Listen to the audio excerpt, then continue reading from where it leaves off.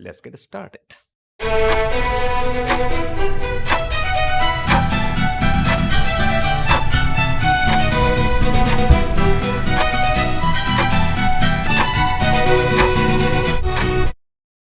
Hello, how are you?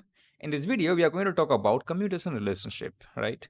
In the previous video, we have already seen that if I try to derive the uncertainty principle using the Schrodinger equation as well as the wave function, then we found that there exists some kind of commutation relationship. The relationship was like if you have two operators a b and there is b a. So if these type of ordering appears with negative sign, we call it that there is a square bracket, and whatever the order it has, I'm going to write it like this. And we found out that if I have this uncertainty in x as well as another operator that is called momentum operator, then it has to be greater than something like 1 by, I guess, 2 I guess, and then there is x and p commutation relationship with an average. So these angular brackets are denoting average, right? This type of relationship we derived. Now in this video, we are going to talk about the commutation relationship, their physical behavior, what is the meaning of it, and why this is important, and how we can relate this with the Hamiltonian mechanics that we have already done in classical mechanics, right? So I discussed that, let's say in classical mechanics, I have Hamiltonian square is equal to, not Hamiltonian square, this h is equal to p square by 2m plus the potential. And suppose any quantity, let us say there is a quantity called generalized coordinate. This coordinate will depend on q and p, right? And if I try to find out the total derivative of this observable or this generalized coordinate, it can have x, y, z and anything. And then we found out that this becomes like q comma h plus dq over dt, if q also explicitly depending on time t. If it does not time t, if it doesn't depend on this becomes this. And this is we call Poisson bracket, right? Now, what is the definition of Poisson bracket? The definition of Poisson bracket is simple, that if you have q and h, this becomes delta q by del q del h over del p minus del q over del p and del h over del q. And you have to understand that this q and p, these are q and the generalized momentum, they are independent with each other. Therefore, I know this becomes 1. H have this certain definitions, p square by 2m plus v, and v in general, let us say depending on only q, then we will have p by m, and this becomes vanishes. Similarly, q by p will become 0, and therefore we got p by m, this relationship, right? So this was like dq, and this was like, okay, q and h, right? And this is like dq by dt. Now if you don't want to use this relationship, what you will even get, you will get that I'm going to start over here, dq by dq is 1, but over here you got del h over del p. And now since q and p are independent with each other, therefore this is automatically going to vanish. So there is no contribution from this one. So this q dot would be the derivative of Hamilton with respect to the generalized momentum. And this is also called equation of motion, right? So if you compare it using the Newton mechanics, it simply becomes the velocity, and velocity would be momentum over mass, right? This is what you get. Now over here we have similar kind of bracket, but here the operation is quite different. Over here the operation is little bit different, and we found out previously is that if I have x and p, then the answer would becomes I into h bar, right? Now if you use this type of relationship in classical mechanics, what we got, let us say that I want to find out the Poisson bracket between q and p. This would become del q over q del p over p minus del q over del p and del p over del q. So these guys would switch, right? Over here what happens is that if you have two operators, their positions are going to be changed. As I told you that whenever we are dealing with operators, their positions, their ordering is super important. Now over here you see dq by dq1, this is 1, but this guy goes to 0. Over here it is 1. So you see that we are going to get the similar type of result, but there is a very simple difference, is that you over here you have xp and the answer becomes I h bar, but qp, but the answer is just only 1. So if I write, let us say that if I write x and p, this commutation relation classical with this one, therefore what I have to do is that I have to make sure that this right hand side is equal to 1, then and only 1, then and only we can say that these two are equal thing. I'm going to divide by 1 by I h bar, and this becomes xp. All right, but it's not just xp, I have to take also an average, and then they are going to equal. But I'm going to prove that okay, this is the relation that holds. But here we have heuristically see that we have certainly a relationship between the classical and the quantum mechanical, but their operations are completely different, right? So if I start from here, it is not guarantee that I'm going to get this one. Understood? Because the position and momentum is have these are kind of a definite quantities, that okay, I can measure the x, I can measure the momentum, these are the observable things. Over here these are not observables, these are basically operators. An operator, when it will act on some state, then it will give you some kind of eigenvalue, and those eigenvalues are going to be observable, right? That you can see, because I told you is that whenever we are in quantum mechanics, the observation that we do is basically an average, right? Let us say I have to, if I have momentum operator uh, acting on psi, it will give you this psi. But I have to, in order to obtain the momentum, I have to take an average, and this average becomes this psi star, complex conjugate of this state, and then this p, and then this one. This guy you can measure, but not exactly this one, because if you will do this, then you will get that okay, because this will acting on lambda, and you will see psi star p depending p on operate on psi, this becomes lambda psi dx. Psi star psi dx is basically the lambda, and this becomes dx square, and this is the probability of finding the particle in the finite region. And this is always 1, because you know that what is the probability of finding the particle in a certain region, right? It has to be 1. Okay, so now the average of this momentum becomes this guy. So what is, we have to understand that operators are there, but we are not observing operators. When operators are acting on a state, on the wave function that has all the configurations of the particle, then we are going to get the eigenvalues. These eigenvalue will tell you that okay, what is the momentum, right? So there is a bit difference. Therefore, if you are going to start with classical and you will say that okay, I am going to divide or multiply, if you just multiply by this one, I am going to get the quantum mechanical thing. Oh no, you are not going to get.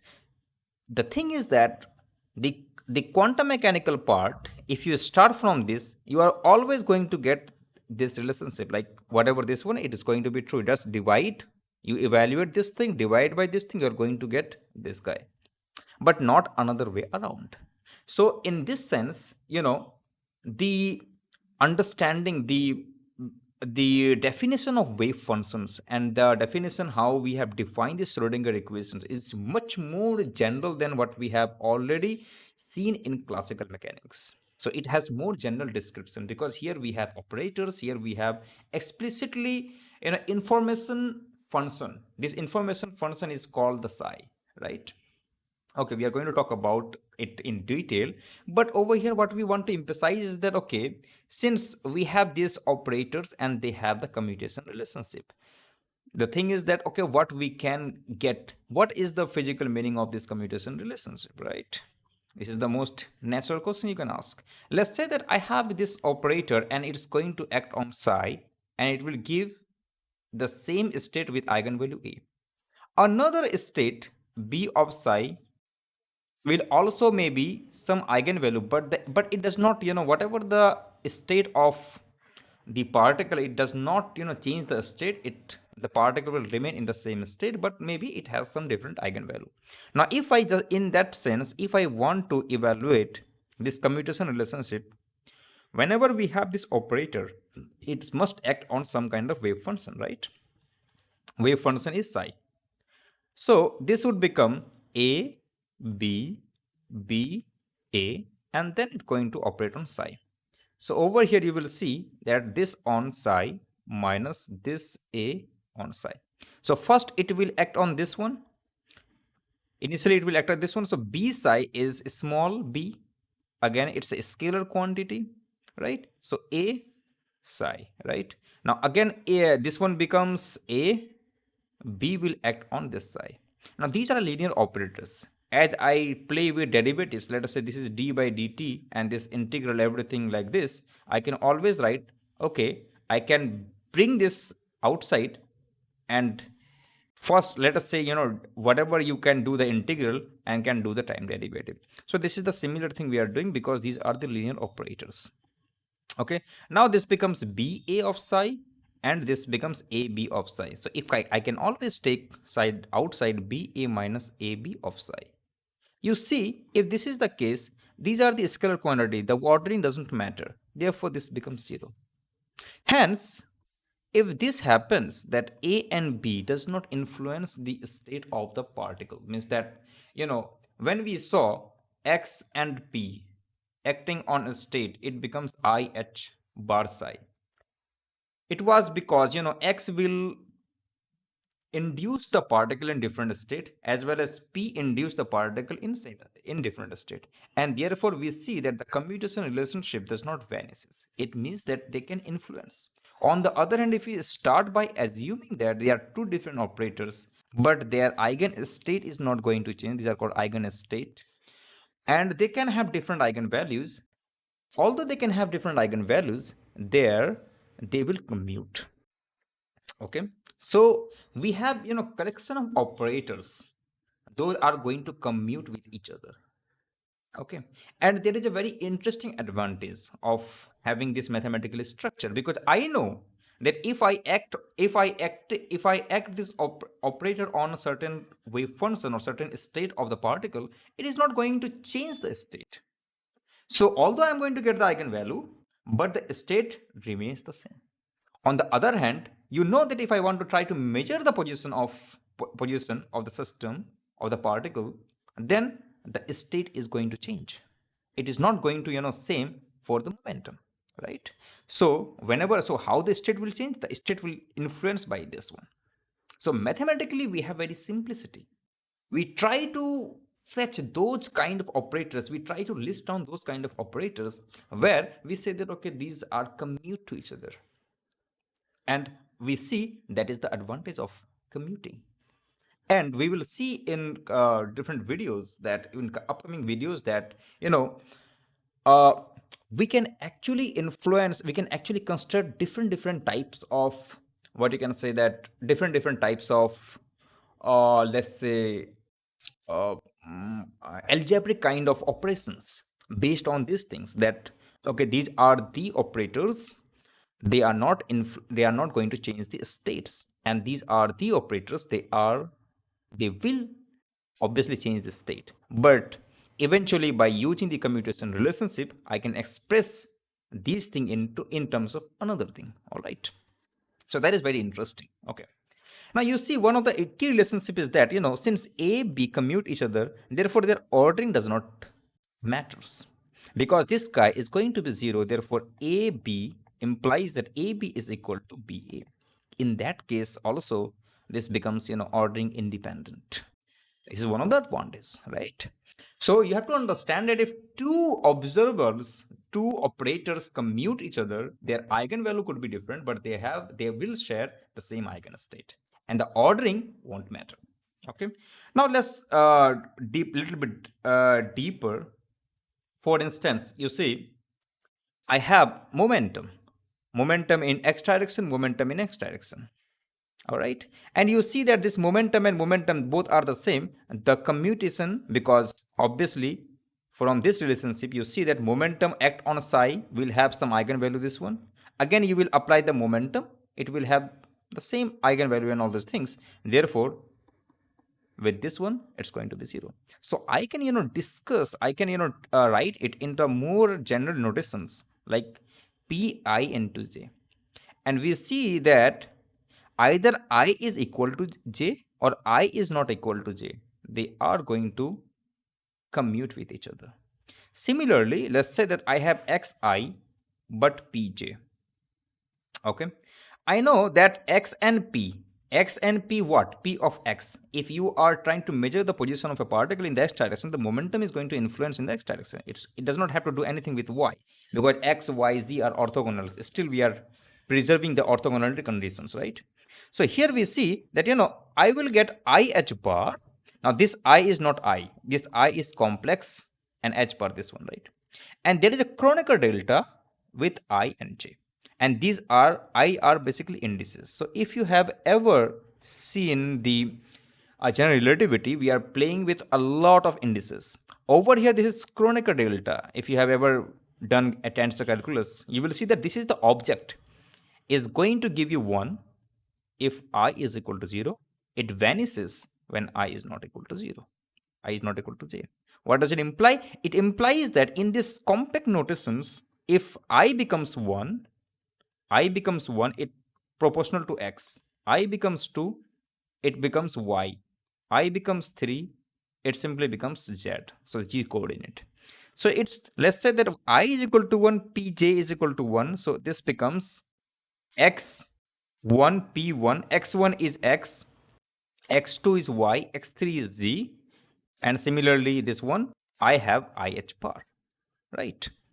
If x1 p2, this vanishes. So this is the way we can write in a compact notations, right, without losing the generality. Okay, now let's proceed to another sector, is that when we have commutation relationship, let's say I have a comma b, ab, this is minus ba. Similarly, I can say that, okay, if negative exists, because negative comes, this relationship I got from the uncertainty by deriving the uncertainty principle, right? I haven't done anything. I just define that whenever this thing appears, this ordering appears, so we can say that this is commutation relationship, right? Similarly, this is also possible that, anti-commutation exists. The anti-commutation means that instead of negative sign, we can have AB and BA. And this is called anti-commutation relationship.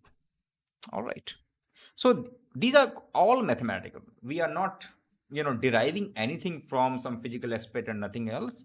And these are the tools that we have to, build up so that later on we are going to use. But, I am doing it everything naturally. I am doing it. You have to mind it that whatever I am doing it from a, a learner who is migrating from class 12 to his bachelor or masters. He has understanding of calculus the way we do in class 12. And if you note down that till now I have not introduced any Dirac notations. If you already know that what is the meaning of Dirac notations, there is a angular brackets. These angular brackets are called bras and cats. I have not introduced yet these things. So do not, get into those things right now. I will I will use those notations, but initially I am not going to focus on those notations. So no, those notations are a little bit, good in writing, and some people, find it more convenient to work out the algebra in quantum mechanics. But initially, I am not focusing on those, tricks. I am more like, uh, I'm more like the I more like to follow the historical steps. I more like to follow the ancient notations. All right. Okay, there are some few properties of commutation relationship we can discuss. Therefore, I have, let us say that A, B, and if I change the ordering, it will automatically keep the negative sign, but they are going to be same, although I'm going to change the notations. Similarly, I have, let us say A and there are set of operators, so on, then this becomes A. First of all, it will pick this guy. All these are operators. Then you have to operate this one with this AC. You have to keep minded that you have to keep this guy the way it is, right? And similarly AD and so whatsoever. So these are called linear type of thing. This is same as you do d by dx of u v w, all these plus. Then you will say that okay, this is like, okay, let us say this is like a du by dx. So a du by dx plus a dv by dx and so on. So try to picturize it that way. Similarly, I can say that b, let's say I have more linear operators over here, b plus c plus d and lot of operators, right? And there is a. Then I will have again b comma a commutation relationship, again c comma a, similarly d comma a, and so on and so forth. So these are the ordering that you have to understand. Okay, this is the way we have to proceed. Now, another thing is that, okay, when we have multiplication, let us say I got A and B and C. These are two multiplications, right? So again, the same way we do with the derivatives, we follow the chain rule. The chain rule is, again, the thing is ordering. So first, if I pick this guy, A and B, you see that the order should not be changed. This is the first place, this is the second place. Let's say that this is the first place, second place would go outside right over here. Now again, I have to choose A and the second one. But what about the first one? Because first one was in the left side, it will be bring out in the left side. This is how we are going to choose. Similarly, let us say if I write B, C and then A, again B with A, choose second over here. If B, I am not doing the derivative or whatever you want, a commutation, C and A. So this has the same similar structure the way we do with the derivatives. All right. Now another very interesting thing is that called Jacobi identity or cyclic identity. Let's say I have three operators A, B and C. So the Jacobi identity says that you pick A and then write the commutation relationship between these two. And then you do this commutation with A. Similarly, I'm going to choose in the cyclic order. Therefore, this becomes now B. And you got C and A, this relationship. And similarly, you pick C. And this guy becomes AB. And you will going to get 0. So this is the very simplest way to write, to use this relationship, and this is going to be much more important in the later videos, right? Now suppose I have an operator and there is a scalar. It is not an operator. This, it could be some kind of eigenvalue or maybe some kind of a constant. The thing is, it's going to be 0, right? So it does not change anything. And similarly, I told you that there is a complex conjugate. I can say, right, if I just say a star or maybe AB adjoint, right, this cross mark, and if I just do this one, it will be like AB. First I'm going to write AB, BA, there will be adjoint, and when I just pose adjoint, they are going to reverse their ordering. BA minus, sorry, A, B, dagger, right? This is going to be dagger. Now you see that this is BA, this is the first place, and this is the second place. I'm going to write B dagger, A dagger. So this is what you are going to get. Now these are very important as well as very linear and simple. But what you have to understand is that how you are going to apply and when to use, right? For based on our convenience, we are going to use, we are going to introduce, and we will see after some video that okay, this is the way we have to do it. Okay. Now, as I told you that there is a kind of relationship between the classical and quantum. We cannot go from classical to quantum, but the thing is that it's not a direct relationship, but we can follow some kind of analogy to actually uh, understand that what could be the values of operator and so on. And the way we do it, you see that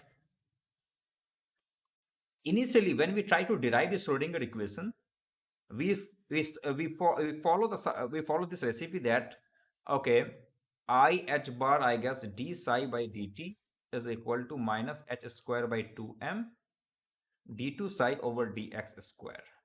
And this we have followed by defining that psi is basically e to the power I kx minus e by I by h bar, and this becomes, I guess, px and e into t, right?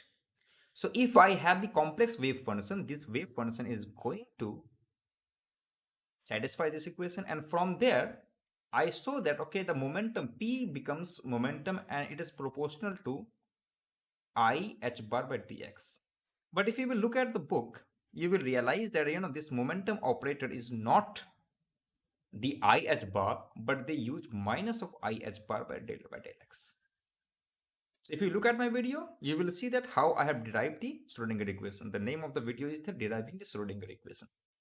So I use the string relationship, the wave in the string, and then we choose the plane wave solution. This has to be complex by using the de Broglie wavelength concept. And from there, I have derived that there is a kind of corresponding relationship between the operators and the wave function and so on, right? Now here I'm going to realize that you see, if I start from the Hamiltonian, because Hamiltonian is more general, then I found out that this is the equation of motion del h over del p, which will eventually becomes momentum over mass, right? Now over here, if I am transporting to quantum mechanics, we saw that whenever we try to observe something, we define the operator with the expectation value or the average value, and we try to again take the time derivative, right?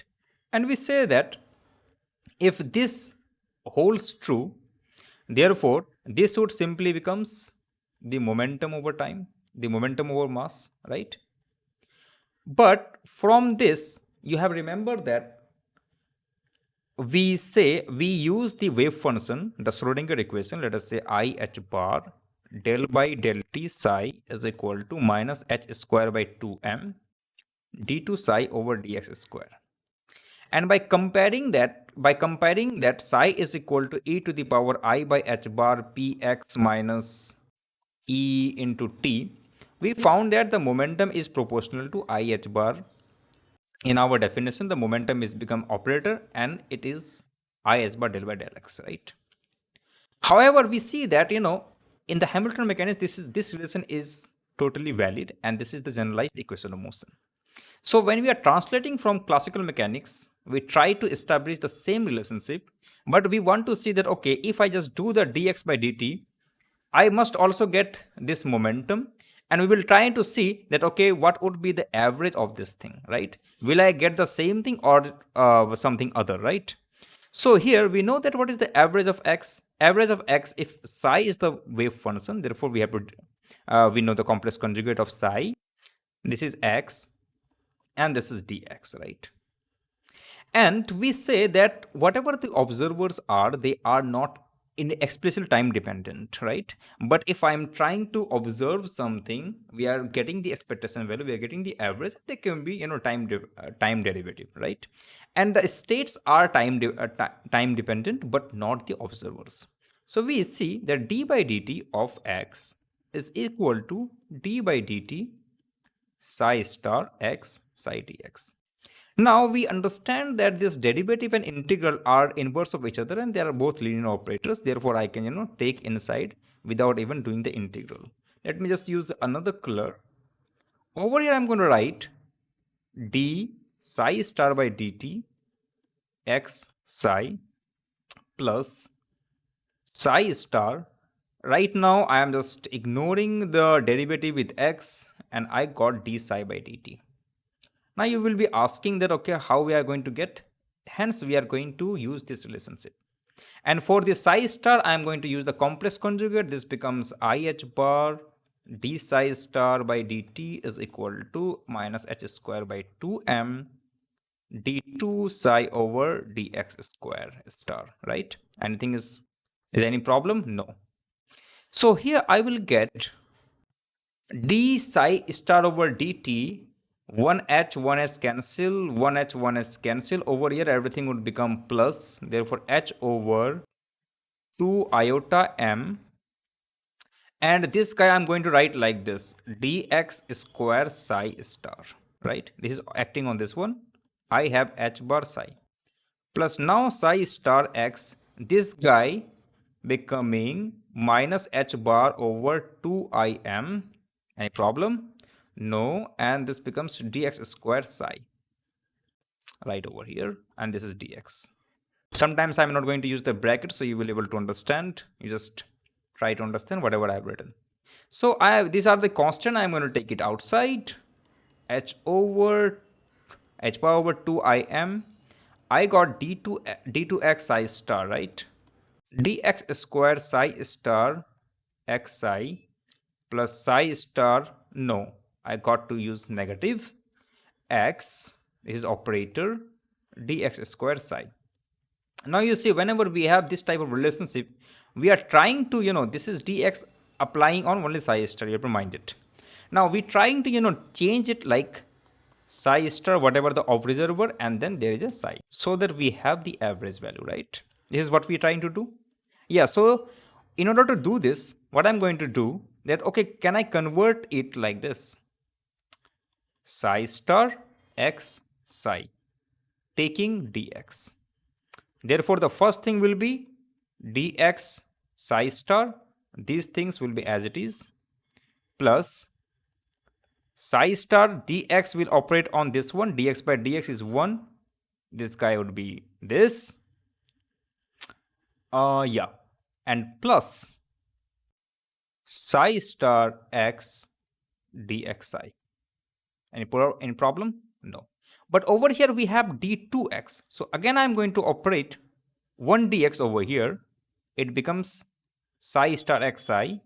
It will act on this one. So this will become dx square psi star x psi plus, keep it same thing, dx psi star. Now this dx, new dx, will act on this one, dx x psi, right? Now over here we have dx psi star psi, and similarly I can write this thing as, what should I write? A complete thing, right? So can I write it as dx? For a moment I'm going to write dx psi star x dx of psi. Any problem? I guess no. So here I'm going to use this one and substitute this guy. H bar over 2im integral, this becomes dx square psi star x psi minus this guy dx psi star dx x psi plus minus psi star psi, and therefore again minus dx psi star x del x psi, right? And therefore there is another negative psi star x dx square, that is psi and dx. This is complete dx, okay? Now here very interesting thing. You see that this becomes d2 by dx square, and there is another dx, therefore you will get integral, and the integral is happening from minus infinity to infinity.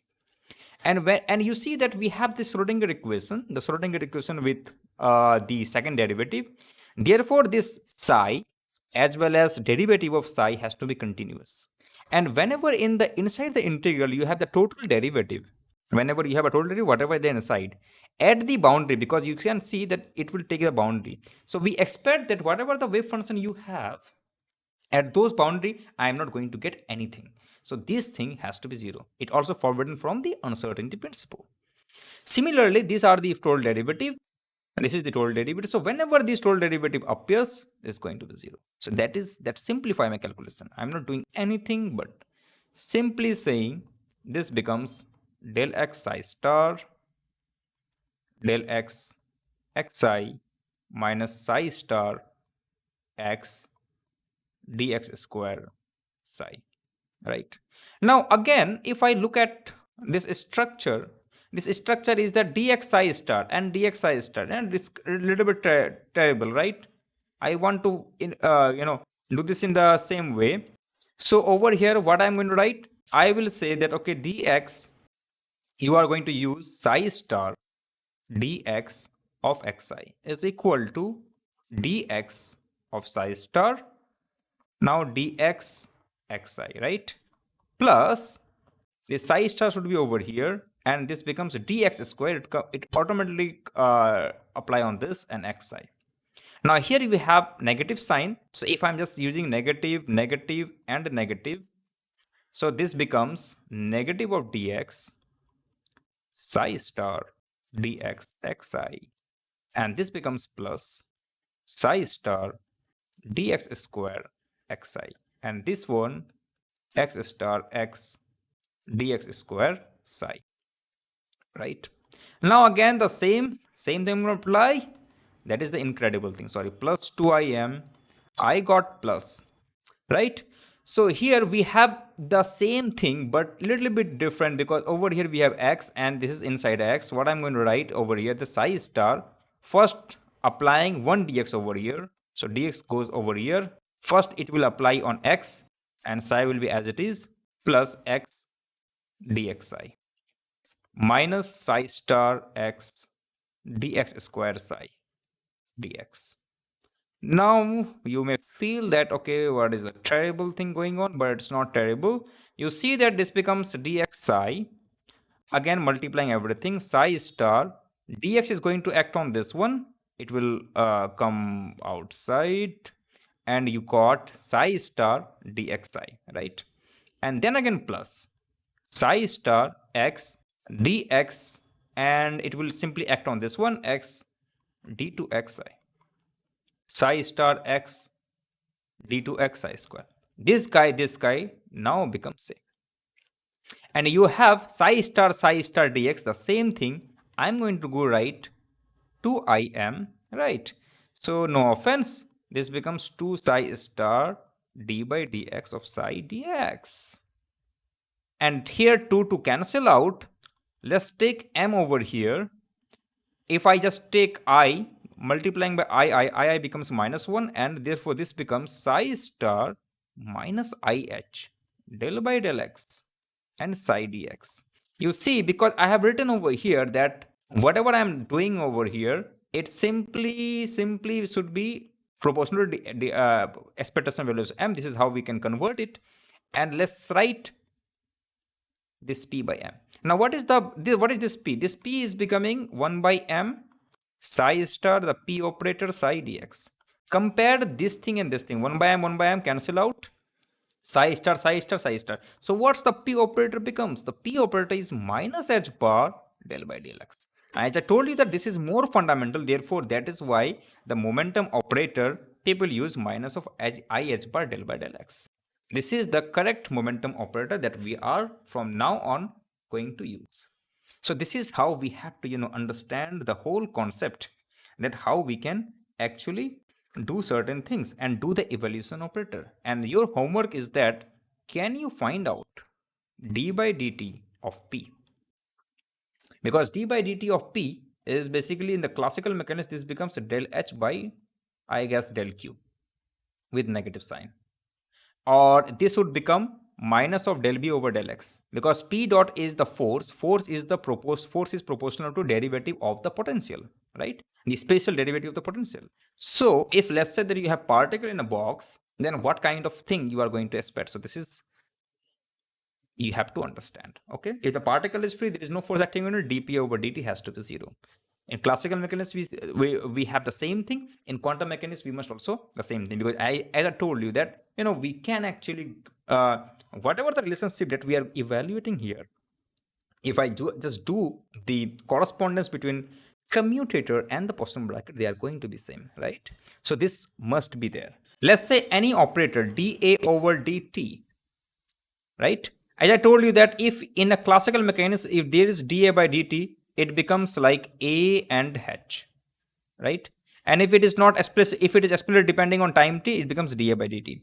So here we have the operator taking the average, then what will happen? It becomes d by dt psi star a psi dt for any operator, right? So it's simply, it should become like d by dt of psi star a psi dt plus psi star, considering that, okay, let's say consider that, okay, it is also depending on time t psi, because you will understand, sorry, it has to be dx, right? It is the spatial derivative, dx plus psi star a d psi over dx and then dx, right? Now over here we know that h depending on psi will give you I h bar del by del t of psi, right? So if I write h psi star the complex conjugate, it becomes I h bar del by del t of psi star, and it will just simply switch the positions. What I will get over here, I will get psi star, I will get h dagger or h complex, h complex. Now since h is a Hermitian operator, h dagger or h conjugate will also become h. So this is what I'm going to write, h, right? And I must emphasize that, you see, d by dt of psi star is dividing by minus of I h bar, right? This is how we have got. So psi star h dividing by negative of I h bar. I am not doing anything. I am not, you know, skipping any steps, so that you will understand that this everything is mathematically consistent, right? And therefore you got psi star over here a, and this guy would become what? This guy will give you, wait a second, yeah, d psi over dt now. And d psi over dt becomes what? H psi operator over I h bar dx. Now if I just use these two things, I am going to get like psi star h a but with negative psi plus psi star a h dx with over here I h bar, and plus psi star dA over dt psi dx. Now if I just use this one, I will get over here what? IO by h bar. You see that this is negative. And I told you what is the commutation relation. First have to be positive and then this is negative. Psi star is has to be common. You see that this would become integral psi star ah minus ha. Agreed? Acting on psi dx plus. Now this is the operator, time operator. Psi star psi is average of dA by dt. Whole integral can be written in terms of average. And this is the commutation relationship, and commutation relationship being averaged. IH bar average commutation relationship of AH plus dA by dt. And this is how your observable, the average of any observable is going to vary. Now if I say that A is not depending explicitly, it becomes 0. And somehow it says that, let's say that a particle has no influence of force, dA by dt is going to be 0, no time dependence. Therefore in that sense, the expectation value is going to be 0. The expectation value of this operator is going to be 0. It means that A becomes the equation of motion and A is time independent. And A is sharing the state of this H. That is the very interesting thing. If you want to understand that, okay, what values or what is the list of observables that can be time independent, and we understand from the Lagrangian that if something becomes time independent, it has to be energy kind of symmetry and so on. So it leads to time symmetry, right? it leads to some kind of symmetry relationship, but I'm not discussing right now. But it says that it's going to commute. So whatever the h, if h is applying on this one, it becomes E psi. So A will also acting on this psi, leaving some eigenvalue, but state is not going to change. So this is one way to list down that, okay, what are the operators we can have that is going to commute with h, or in another way, that whose time derivative, whose expectation value, the time derivative of that expectation value is going to the 0. So that is kind of very interesting. And you also say that, okay, there is called density operator. This density operator is psi star psi, or this probability of finding the particle. And if you say that, okay, I will write d rho by dt and I h bar, you will be able to show that this rho and h expectation value, and it is not especially time dependent, this operator is not time dependent, then you will say that you will show eventually that this becomes 0. You don't have to do anything. It's simple, as if like it's the average value psi star rho h psi dx, and you know what is psi star psi. So if I just do the simple calculation, psi star rho h minus h rho psi dx, and I will going to get, rho is psi star psi acting on h operator, h acting on psi, I can change psi star because rho is an operator, I can change psi and psi star, right? This way I'm going to write. You see, now I can do what? This psi star, this is psi star psi, I'm going to write psi, then psi star, then h, and this acting on psi, minus this psi star will act on h psi, this is psi star psi dx. And you will see that psi star psi becomes modulus of psi, some number. This is the average value. It becomes average of this guy. Again, this becomes average and this becomes a number. Psi square, psi star h psi dx. This guy is a cancel out. And I have shown that, if you have some kind of density operator or probability of finding the particle psi star psi, then the rho, d rho by dt is going to be 0. Hence, rho and h have the same eigenstate. And we will see in the later on video that we are going to, we can also work out with the density operator. Density operator, we can easily find out the equation of motion and all these states and so on. So I hope this is clear, and these mathematical notions that we have discussed today is going to be very useful to you. So this is Dr. Saddam Leonardo Cap signing out. See you next time.